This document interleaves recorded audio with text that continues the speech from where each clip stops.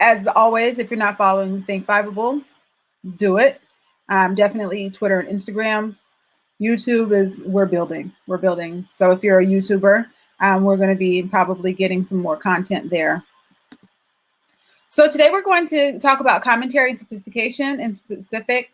We're going to look at what the requirements are for those two categories in order to get the 5 points that commentary and sophistication earn together. And then we're going to look at some examples. You're going to score them, and then I'm going to tell you whether or not you were right, whether those examples got the points that they could have earned in commentary and sophistication. And then I'm just going to open it up. You can ask whatever you want, and I will try to answer. So first of all, commentary. As we know, commentary goes with evidence. Evidence and commentary is the category, but you can get 4 points total for those together. And just thinking about what that looks like specifically. And so you can get 0 points in evidence and commentary. You can also get points for evidence that doesn't really have commentary. It's hard to have commentary without evidence, but you could probably do that too. So just to review, 0 points means you only restated the thesis or you offered irrelevant information. So that means that the information that you gave, you might have lots and lots of sentences, but that those sentences are not related to the prompt and what you're being asked to analyze.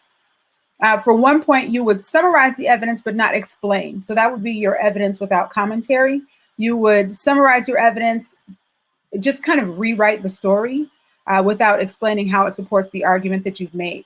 And this is kind of assuming that you've made an argument and that you have already earned your thesis point. So if you summarize your evidence, you just kind of explain what the evidence says. You're basically retelling the story, or you are just writing about why you chose that evidence without actually analyzing and connecting it to your argument. For 2 points, you would provide an explanation on how the evidence connects to the argument, but the line of reasoning is either non-existent or faulty. And so again, we have this line of reasoning that's established in your thesis. Your thesis itself is not necessarily a line of reasoning, but your thesis establishes what your line of reasoning will be. And so you will, for 2 points, you are explaining the evidence and you're kind of connecting it lightly to your argument, but you haven't established a thread that actually rolls through your essay. And so your commentary is not kind of on that line, if you want to call it. Like I kind of think about, I keep saying thread, but I think about the line of reasoning as being something that you can pull through, right? Like think about it like a drawstring. If you think about it like a drawstring, if you pull that string, everything is going to come with it, right? So you want to have a drawstring through your essay that pulls everything together, and you will do that at the end. And that's actually a point in sophistication, but that you explain your evidence, but you haven't established this line of reasoning, or the line of the things don't fit on the line, right? There are extra pieces that aren't in the drawstring. So maybe you have a hood and you've pulled the drawstring, but you have extra pieces that aren't on the string. So I like to make analogies. Sometimes they work, sometimes they don't. But if you think about your line of reasoning as a drawstring, that might actually help. Like, are these things actually connecting? Am I connecting them? And when I try to make this bow in my conclusion, does it actually pull everything together? So you establish the line of reasoning in your thesis. That gets the point. Whether your thesis is supported by your evidence and commentary, those are two separate pieces. So you can get a point for a thesis and then not get all your points for evidence and commentary because you established a line of reasoning that made sense, but you didn't support it in a way that made sense.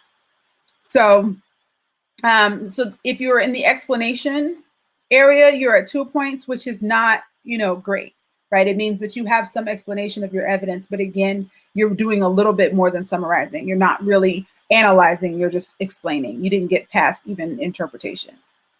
For 3 points, you're going to explain how some of the evidence supports a line of reasoning. So that means that you have a line that goes through, but you still have extraneous points that don't connect to that line of reasoning. And so there's a question. So by a line of reasoning, they mean thesis. And so I think it's a very thin distinction. And so your thesis does establish your line of reasoning. And so if you have an effective thesis, it is your line of reasoning, but really your line of reasoning is included and begun at your thesis. So for example, the argument that you're making in your thesis, so just out of the blue, an example, basically your thesis says, the author used literary devices 1, 2 to show that a relationship is A yet B, right? The line of reasoning really is that the argument that you're making is that the relationship is A yet B. So you've established that in your thesis. It isn't your whole thesis. It starts you off. It's what you'll prove. But the line that follows is how well you connect. Like, does everything come back to that point? I don't know if that was clarifying, but basically your line of reasoning is in your thesis, is established by your thesis, but they're not really the same. It's just where you'll find it. It's where it starts, I guess. So the line of reasoning starts with your thesis. It's the starting line for your thesis, but it keeps going as you run the marathon that is your essay. There's a good metaphor. Okay, so for all 4 points, you're going to do 2 things. So this is evidence and commentary. You're going to consistently explain how the evidence supports the line of reasoning, which means that you have not only consistently, but probably explicitly connected your evidence to your line of reasoning. And so you've shown how that creates meaning, but you've also shown that the meaning that it creates is the relationship, is the characterization, whatever they're at, that a big element that they're asking you to analyze. So you're going to consistently and explicitly explain, but you're also going to explain multiple literary devices or elements. And so that's important because in order to get 4 points, you have to have multiple literary devices in your commentary, which means you don't try to center an entire essay on just tone. You don't try to center your entire essay on metaphor, even if you have multiple metaphors, but that you have explained multiple. And so would 2 work? I think yes, 2 would work. But again, it's about how well you've supported that 2, like how closely those 2 create a line of reasoning. So I'm sorry. I don't know if you can hear it, but my alarm is going off and I don't even know what the alarm is. And so if I seem distracted, it's because of that. Can you hear that? I don't know. So I'll turn it off if you can hear it, but if you can't, then okay, good. All right, so the commentary, you have to remember that evidence and commentary is one set of points. It's one category. So you want to make sure that you have both evidence and commentary, but that your commentary is really what earns these points, because to have evidence won't get you 4 points. Most of the points are going to come from your commentary, and again, that line of reasoning. So that's commentary, right? Evidence and commentary. And then if we look at this 1 point with sophistication, sophistication is difficult to talk about because this is the first year with sophistication in the rubric. This is the first year we've had this rubric, the first year that we're separating thesis from evidence and commentary from sophistication. In previous years, sophistication was a little more subtle. Like a 9 would say, that the writing was persuasive, and then it would say the analysis was plausible. And so it would go in these kind of gradations that implied sophistication for a writing instructor. Yes, it really, yes. So, right. The comment is that it reminds you of the unicorn point in A-Push.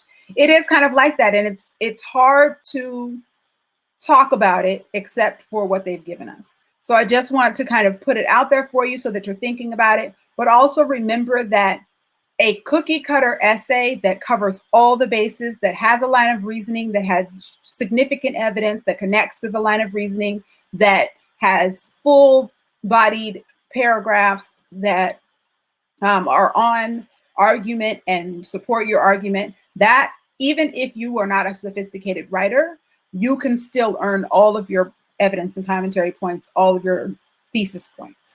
And so it doesn't mean that you don't want to shoot for your sophistication point, of course, but it's kind of like on the old rubric, everybody's shooting for a 9, absolutely, but a 9 is what AP Lit readers would call the unicorn. So a 9 is, it's super magical, and you know it when you see it, but you don't see it often.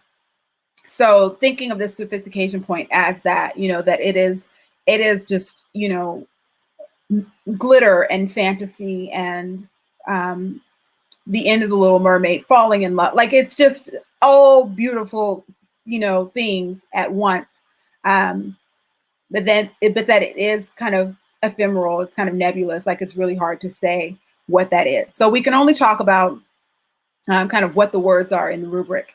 And so the sophistication point, it's only 1 point. So you either get it or you don't. It's like a thesis, but it's either there or it's not.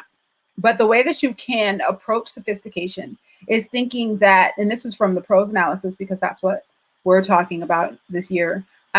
You can approach sophistication by accounting for a different interpretation.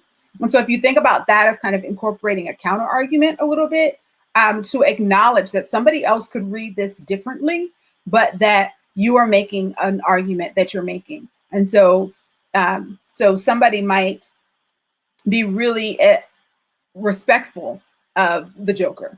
So if you were writing about, a character like the Joker, we see, if you've watched any of these newer Batman's or Joker movies, we get invested in Joker. We understand a little bit about how Joker came to be. We might acknowledge that Joker is the protagonist, right? But that doesn't necessarily mean that the Joker is the hero. And so if we're trying to talk about this, we're trying to write about that, we could account for somebody interpreting Joker as a hero because he is the protagonist, but that, right, and then that's where you get sophisticated, is you're showing maybe why that doesn't work as well, why that's not as strong of an argument, why that's not as effective as an interpretation. So you would account for a different interpretation, but you wouldn't argue both interpretations. You would just acknowledge that different interpretations could exist. Also writing in a very vivid, persuasive, and eloquent style like that. What does that mean? It means that your sentences are varied. It means that you have some long and some short, Your syntax is varied. Your diction is varied. You're using words that imply a rigor in your vocabulary, and that also you are very, very tight in your analysis, and that your line of reasoning is present all the way through. So that would be vivid and persuasive. It means that you probably enjoy writing. Probably, I think most people who don't like to write aren't eloquent. I mean, I don't know, maybe that's not true, but if you are a writer, if you consider yourself a writer, you might be approaching sophistication with your vivid and persuasive style. So explain like the devil's advocate. So the thing is, though, that you want to make sure if you're accounting for a different interpretation, that you don't start to argue that other interpretation, that you don't show necessarily how true it is, just that you acknowledge that it's somebody else's interpretation. Somebody else could see this in this way. And that's really difficult to approach or even address in the time limit that you have, but it's a way to be sophisticated, is to say, I have this argument, my argument is strong, it's maybe strongest, but there are other ways that someone could read this. Another thing is to explore complexities or tensions within the work. Of course, my favorite word is complexity, really, when it comes to analysis, but just that you explore the complexity. You're probably going to be asked in the prompt to explore a complex relationship or a complex character. And so it's really tough to think about, well, how can I explore that to the point where I'm sophisticated? But I think if the complexity is ingrained in your line of reasoning, then it's a more sophisticated essay. So thinking about how your thesis is going to establish the complexity, your thesis is going to argue a complexity, but you're probably likely to write both sides of a complexity, right? Like, that's what I've said in other streams, to write a paragraph on one side, a paragraph on the other side, and really make those full and analytical. But I think that if you're able to write about everything at once, which is really tough in time, in rough draft, all of that, but that you really explore the complexities that exist in the work, that would get you a sophistication point. And then the last thing is to situate the argument within a broader context. And I think that is something that feels like theme. And so if you start to think about how this work applies to real life, that you don't just write about the meaning of this work in itself, but think about kind of the literary argument term of meaning of the work as a whole, then you are looking at sophistication. So those are the 4 ways that the rubric gives to awards of sophistication point. I think as readers read, they will find that there are many, many ways to do any of those 4 things. So it's going to be tough. It's going to be tough to figure out in this first year what sophistication looks like. But they have given us some examples. So let's look at those. So this is from The Landlady, which was a couple years ago. I want to say 2018 or 2019. It was the poem, but the poem was about a landlady, and the landlady was very intrusive. She was nobody's favorite person, but she was also a little bit lonely and a little bit sad as a person. So there's some complexity there. And so this is a body paragraph, and then it looks like a conclusion paragraph. And I'm going to show you why it looks like a conclusion paragraph, and then talk about that a little bit. So the body paragraph says, throughout the poem, the tone does fluctuate. So we have an assertion there, and that's going to be associated with the line of reasoning. So looking at that sentence, you think, what is the analysis here? The tone does fluctuate, doesn't give much analysis. It also doesn't connect to a line of reasoning because it doesn't tell what the tones are at all. It doesn't establish what the fluctuating tone does for the essay. So already it's looking like, okay, we have an assertion. We have a piece of a thesis, probably, like their tone was probably in the thesis, but it's not super strong. Lines like, because of her, their lives are exact, are somewhat appreciative and allow readers to discover the landlady as a caring guardian. However, on the contrary, lines like, they're private mail, their photographs are theirs and hers, evoke a frightening tone by making the reader feel as if nothing is sacred, nothing is private, and as if the landlady is this looming big brother type of presence. But then in the end, the reader finds the tone intimate again with the line, and like a lover must know all. By choosing the word lover, the speaker nearly justifies the landlady and brings her caringness into the spotlight. All in all, Page uses a wide variety of techniques in order to craft their portrayal of the landlady, imagery, selection of detail, and tone just being a few.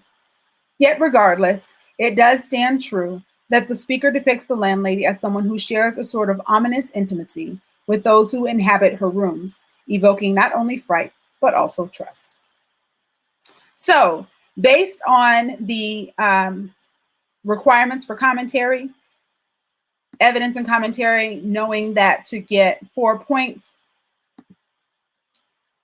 you need to have multiple, and so the whole essay obviously would have multiple literary devices. It would explain how the evidence supports a line of reasoning, and we're just getting this one piece. But how many points would you give? You might have just seen that. So how many points would you give for evidence and commentary in this paragraph? And then also, would you give it a sophistication point? Okay, so you would give it a 4 in evidence and commentary and give it the sophistication point. Can you point out something that you think is specific? Excuse me. Maybe a 3. Okay, maybe a 3 in evidence and commentary. What made you change your mind? Okay, the commentary wasn't as strong as the evidence. All right, so we have this idea about tone. We know that the paragraph's going to be about tone. It says appreciative, it says frightening, it says intimate. So we have names for the tone. And then we have we have some evidence. Every point has a piece of evidence, right? So lover means intimate. frightening as theirs and hers. But I agree, the commentary is not as strong as the evidence. There's significance here, like clearly they've chosen the evidence, but they don't really write about it in a way that is as strong as it could be. And also, we don't see that line of reasoning keep coming through. So even just to have one paragraph, by the time you get to when you're reading this thesis, that you know the thesis because it says all in all. And so I'm going to say that don't use conclusive transitions. Like that actually is not sophisticated. I think if you use a transition, yeah, it's tough. So really, yeah. So don't use transitions. I would never say don't use transitions. Absolutely use transitions.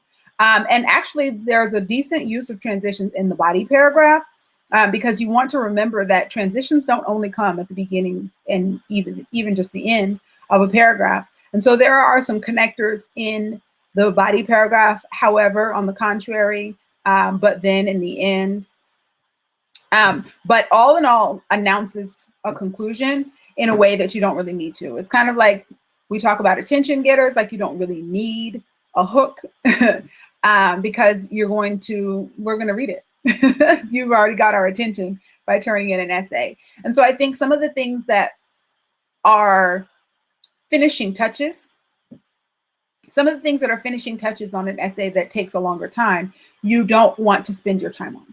And so it is easy to say all in all or in conclusion, but they are so in conclusion, all in all, finally, I think that those are useful.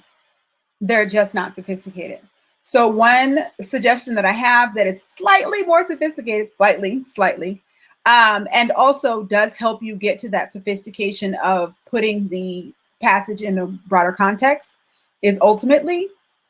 So I think that part of the problem is that this is a rough draft. We know that it's a rough draft. We know that you don't have days, even hours, to get this polished.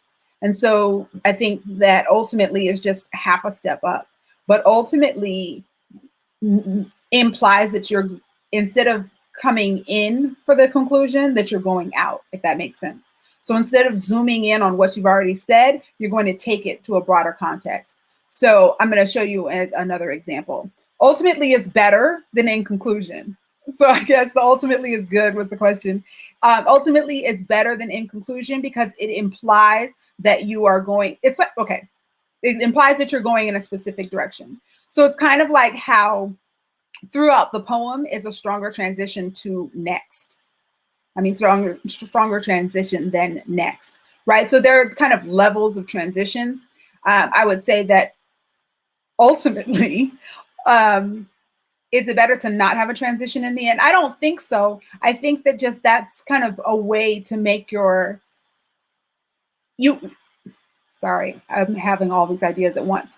But theoretically, a sophisticated and eloquent writer is going to transition from idea to idea and is going to use ideas to transition rather than use words to transition.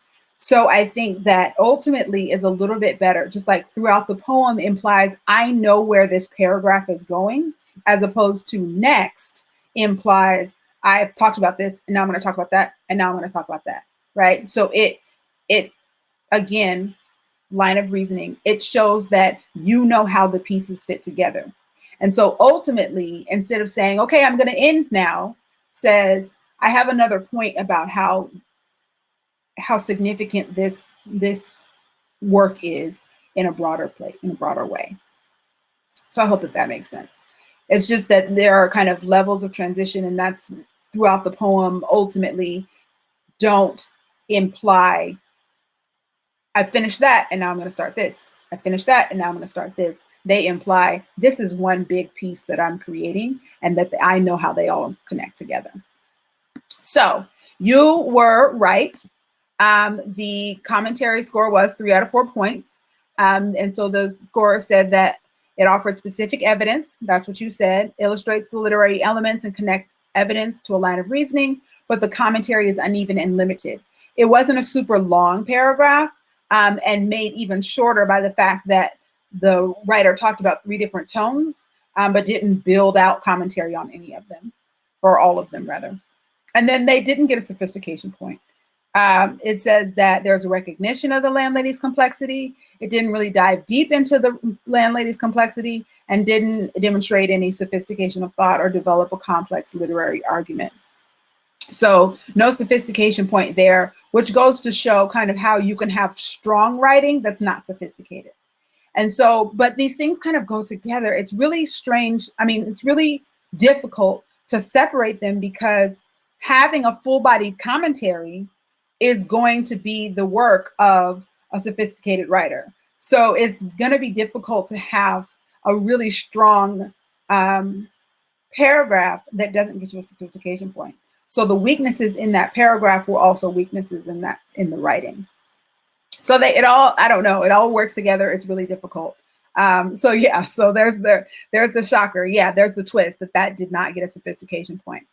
But I do want to look at something. So spoiler, this next paragraph does get a sophistication point, and it is also a body paragraph and a conclusion.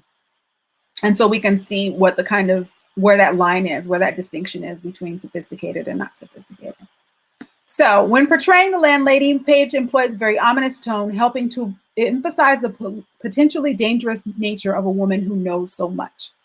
So I talked about that first paragraph, that first sentence in the last example, the tone fluctuates, right? This is the difference between establishing a paragraph that connects to a line of reasoning and giving analysis that comes from a line of reasoning, that comes from a thesis in that first sentence. This is an assertion. Number one, we know that they're calling the tone ominous as opposed to the tone fluctuates.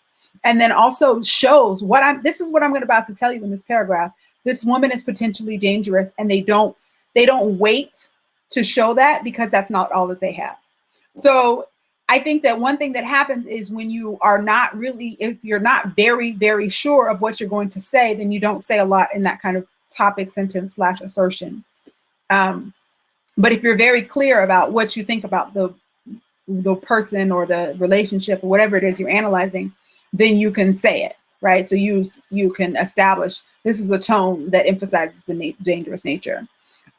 When Page describes Border's belongings as being theirs and hers, he gives her a very possessive characteristic, further emphasized by her desire to, quote, like a lover, know all. Same quote. Her curiosity is insatiable to the point that the reader worries what extremes she may go to know every detail of her Border's lives. The ominous tone is best exemplified by the speaker's description of her desire to, quote, catch the Borders unprepared at last and palm the dreadful riddle of their skulls, hoping the worst. The word catch has a very ominous and malicious connotation, as though the landlady is a predator and the darkest secrets of the Borders her prey. So this part of the line of reasoning clearly is that the landlady is dangerous. And so the writer talks about how possessive the landlady is, how she might go to extremes, how she's trying to catch, and does use ominous a few times. Doesn't have necessarily synonyms for the word ominous. And so, but ominous itself is a pretty, it's a pretty strong word. Like it says, oh, I have a little vocabulary. Ominous and malicious connotation is a strong phrase. And so you notice it didn't use transitions. And so why do you think that is? It's kind of a trick question. Okay, you don't know how to explain it. I mean, what does it feel like? Do they feel, okay, so let's back up a minute. You notice that it didn't use transitions. Do you think that's because you feel like the transitions are missing? It didn't need them. That's exactly right. And so one of the reasons why this doesn't need transitions as much is because this paragraph doesn't have as many points to it. It doesn't have as many pieces. This is about an ominous tone.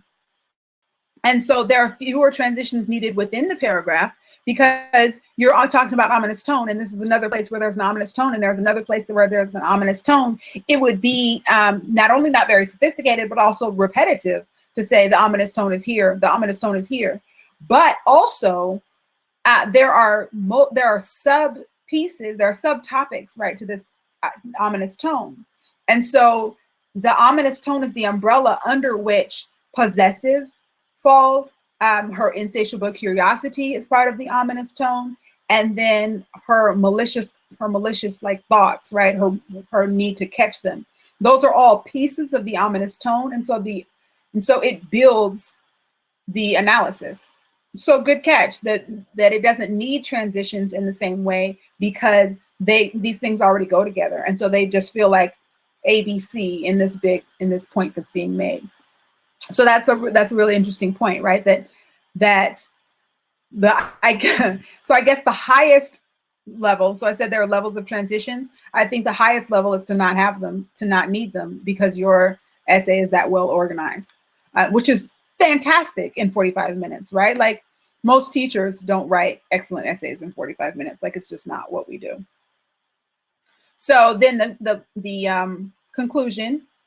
Page's portrayal of the landlady as an inquisitive and sinister character helped to convey that all people, even the seemingly insignificant ones in our lives, hold the potential for darkness and danger, if only given the knowledge to exploit that inner darkness. So I'm pretty sure this is a conclusion. Again, I'm using Caroline's PowerPoint. So, but this pulls it together, and this is how you would establish a broader context, because instead of finishing just talking about the landlady, you're finishing and taking exactly, they gave a theme, right? And that if you take that out, all people, when you start, this is I swear by this. If you make sure you have a that before you write a theme, you have a theme. And so there are two pieces of this theme, and they go, they establish how this landlady represents some group of people, right? That's abstract, taking it abstract. All people, even the seemingly insignificant ones in our lives, hold the potential for darkness and danger, if only given the knowledge to exploit that inner darkness. And so can you do that with prose? Absolutely. Absolutely. And so basically what you would need to do is figure out, so in some stream, I think it was a cram stream, but I was talking about how the resolution of a story, if you take the people out of it, that's where you get theme. So whoever wins, that shows you what kind of people win. Whoever loses, that shows you what kind of people lose, right, in the conflict. And so if you take the resolution of the story, and so that's harder if it's just a piece of a story. But even if you try to say, I'm reading this prose passage and it's, a page long or whatever, but if I can figure out what kind of groups of people are represented by the individual characters. So if it's a lonely teenager, then think about all lonely teenagers. Or if it's a mother, think about all mothers, right? Whatever happens to this person in this time, how can that be applied to the whole world? Because all literature is about the human condition. And so what does this say about this piece of the human condition? And so in the same way that this person took the landlady to represent kind of seemingly insignificant people in our lives, because even if you, this was an older poem, and so the landlady lived in the building, but even if you don't live with your landlady, if you rent, that person that you pay, they're not insignificant because they need to be paid, right? But they don't factor into your daily life so much, that person.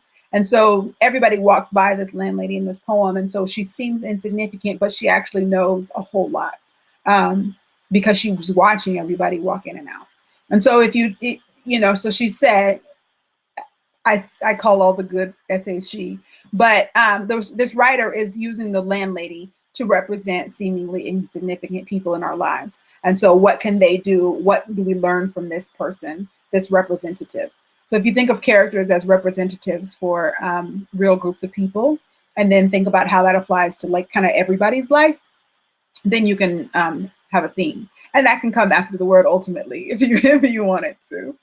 And then you have broader context, which is some sophistication in there. An important point to note, though, is that, yes. So first of all, an important point to note is that there is a little kind of footnote on the sophistication rubric that says basically the sophistication needs to be found all through the essay. And so it's tough to apply a broader context throughout your entire essay. But things like persuasive and eloquent, vivid, persuasive, eloquent style, like that needs to be, you can't just have like one really strong paragraph, is the thought. But I think it's rare that people do. So if you're, if you have sophistication, it's in your style of writing, it's going to be present. So can you explain what the theme is of this poem? It's basically this last, the second half of that last sentence.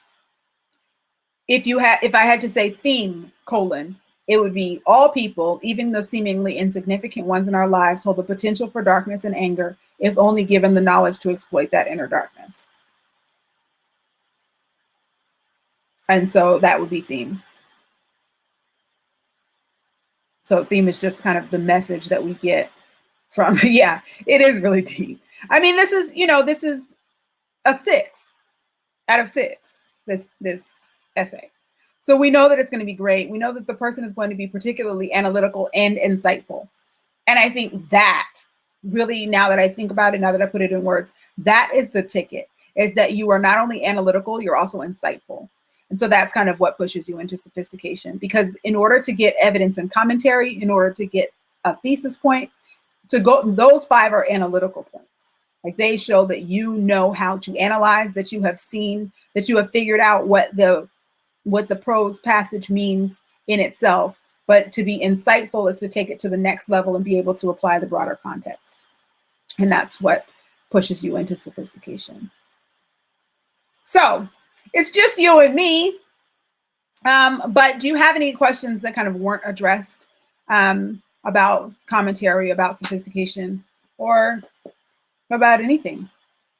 I mean, you've seen me a lot. You probably have heard pretty much everything I have to say. Yeah, I think there's no one else here. Yeah, live attendees, just you, which is cool. It's like personal. So if you have it, we have an Ask Me Anything moment here. So if there's anything you want to ask about sophistication, ask about commentary, ask about anything I've ever said, ask about anything you need me to say, here is your platform. Of course, other people maybe will watch this. We'll watch this replay. Okay, good. So if you didn't know about the sophistication point, and I think that one of the reasons why teachers maybe haven't talked about it much is because it is, like you said, the unicorn point in U.S. history. And we, like I said, in AP Lit, we do talk about 9s as unicorns, because it's really hard. It's really special to do that well in every way. And so I think the sophistication point, it's not that I want to say ignore it. I definitely don't want to say ignore it. And I think that it's worth practicing toward. But it's really, that's a very good question. So here's what I think. Can you get a 5 without a sophistication point? I think this year, with the one essay, it's probably less likely to get a 5 without it. But I think so that's unfortunate for you. But I wonder, that's a very good question. I think when multiple choice is back and there are 3 essays, that I don't even know how to answer that. Can you get a 5 without sophistication?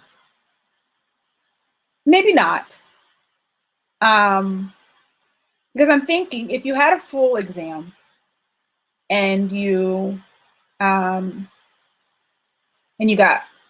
3 5s, that would be 15 out of 18 points. And then you did well on the multiple choice. I don't know. I'm not good with numbers. I'm going to, yeah. So I don't know. I think that, so again, here's something that we do know. And that is that the exams are not only,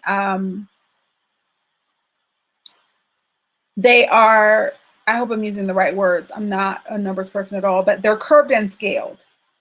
right? So it's hard to know what a 5 will be until we have a 5, if that makes sense. So it's kind of like, it's like when everybody takes the test and nobody, right? So the curve depends on how the students are doing. So it's like when everybody takes the test and nobody gets 100, you still have a perfect. Like you don't have a perfect, but you have all the points. I'm talking in circles, but I think that it's possible. I think that it's possible that this year and in regular years that you could get a 5. I think here's what I really think. I think that it's probably not likely that you would get a 5 without getting any of the 3 sophistication points on a regular exam. But this year, depending on how people do, and also knowing that it's the first year of sophistication points, that it's possible. I don't know. I'm going to be really thinking about that now. It's going to be tough. It's going to be tough to figure out the sophistication thing. And also to know that exam readers, yeah, so you're going to have to wish we all do bad. And yeah, I mean, I know what you mean, right? Like hope that nobody, if anybody doesn't get it, then nobody gets it. And then everybody's score will be better. Yeah. But I think it's going to be really interesting. And then also to know that, you know, we won't be all in, like usually the AP exam readers are just kind of all in a room reading the essay, passing it around if they need to. But that's not going to be happening. Everybody's going to be in their home. And that every essay will be read by 2 people. But those 2 people, you know, what if there's a great discrepancy? What if, you know, and it's harder because now there are pieces of the score as opposed to just a big holistic 9. So you can say, oh, well, I gave this a thesis point, 2 evidence and commentary points, and sophistication point. And then somebody else is like, yeah, so it's going to be, I think to make sure, right? So that's something that AP readers have been told, is that every exam will be seen by 2 people. And so I think that they're going to have, I'm guessing that what they're going to do is scan all the essays and then send them to your teachers, because teachers can get your essay if they want them, or maybe not even if they don't want them. Scan all the essays and send the physical copies back to your teacher, and then send the electronic copies to the readers, and then just, you know, make sure that there are duplicates so that everything is seen twice. I don't know if it will be seen and then seen again, or maybe people will be looking at them at the same time. I don't know. I think they're still figuring it out. So 2 people will look at it, 2 people will score it, and maybe if there's a great discrepancy, then they'll need a 3rd person. So, wow, we're going to go over how to organize the body paragraphs. We will. I think, you know, my tip is to organize by complexity. Because if you look at the last few years of prose analysis questions, they have some sort of complexity. And so I think to organize by complexity, or organize beginning, middle, end of the piece itself. But I think beginning, middle, end works best if you've seen some sort of shift, if you can say, okay, things change here, and then you could talk about it. Otherwise, to make sure that you have established what makes, if you have A yet B, you know, the character, the relationship, the character, the attitude is A yet B, then you have at least one full body paragraph about A and then a full body paragraph about B. This paragraph here, 1, 2, 3, 4, it's only 5 sentences, which is actually a little bit short for a fantastic paragraph. But also the evidence is not very long. That one in the middle, the last piece of evidence, catch the boarders unprepared at last and palm the dreadful riddle of their skulls, hoping the worst. That's the longest piece of evidence, which means that more writing. There's definitely a really great evidence to commentary ratio here. Oh, I answer for the evidence. Do we have to use quotes? Yes. Yes. I'm going to say use quotes because it's in front of you. Like they wouldn't give it to you if they didn't want you to use it. So don't try to paraphrase. Use the quotes and make sure the quotes are not very long. That way, again, you are writing the paragraph, that you're not letting the author write the paragraph for you. But I was thinking about how to organize the body paragraphs within the essay. But were you asking about how to organize a body paragraph, like what the organization within the paragraph should be? Okay, so I think this is a really good example of organization, that you have one sentence that's kind of a topic sentence. I call it an assertion, but whatever you want to call it, whatever your teachers have been calling it, but that you establish, this is what this paragraph is about. So here it's an ominous tone that emphasizes the danger, right? And you want to say that in a sentence. And then give the evidence, put the evidence into a little bit of context. When Page describes Borders' belongings as being, quote, theirs and hers. And so that's a really good example of kind of embedding that quote into your own writing, because there she could have used a longer quote there, but instead creates the context for the quote. This is what's happening, and then this is what's important. Because you only want to quote words that matter, right? So all words matter, but some words matter more than others. So you only want to quote the words that matter in terms of what is being analyzed. So she's only quoting the things that show this ominous, dangerous nature, the ominous tone that's used to describe a dangerous person. So make your assertion and then bring your evidence in, and then either in that sentence or in the next sentence, connect to the evidence. So gives her a very possessive characteristic that's in the same sentence as the evidence, which is fine. So your evidence and then your commentary. Connect that piece of evidence to the line of reasoning and then go to the next piece of evidence. And so if you look at those, the second and third sentence, when Page describes Borders' belongings as being theirs and hers, that really is an evidence sentence. But it gives some commentary in there. And so this is a really good kind of back and forth. So evidence, theirs and hers, commentary, possessive characteristic, evidence like a lover, and then her curiosity is insatiable to the point that the reader worries what extremes she may go to. So something that is really good about this paragraph is that it connects to this big idea about ominous tone. But again, like I said earlier, like shows how the numerous ways that the ominous tone shows us about the danger of the character. And so assertion, evidence, commentary, and then more evidence, and then more commentary, and then more evidence, and then more commentary. And then Landlady is a predator in the dark, her secrets of water, kind of wrap it up. And a paragraph is really a mini essay. Every paragraph is a little essay. And so it starts with a thesis, kind of, That's a very good question. I wonder if I can find it fast. But again, the kind of, I don't want to say acronym, but the formula that I always give my students is assertion, evidence, commentary, summation. So at least two pieces of evidence, and between the evidence, you have the commentary, so that every time you give one piece of evidence, you don't just give evidence, but you show not only how the evidence connects to your assertion, which in this case